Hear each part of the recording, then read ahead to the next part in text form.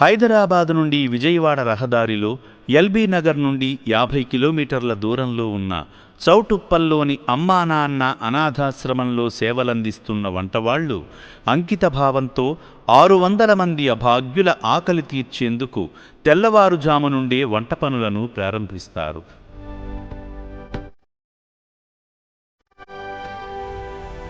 సిబ్బంది వంటశాలను ఎల్లప్పుడూ పరిశుభ్రంగా, ఆరోగ్యకరమైన వాతావరణంలో ఉంచుతూ అభాగ్యులకు పోషకాహారం అందేలా ప్రతిరోజు వివిధ రకాల తాజా కూరగాయలతో రుచికరమైన కూరలు వండి అనాథులకు పెట్టడం జరుగుతుంది.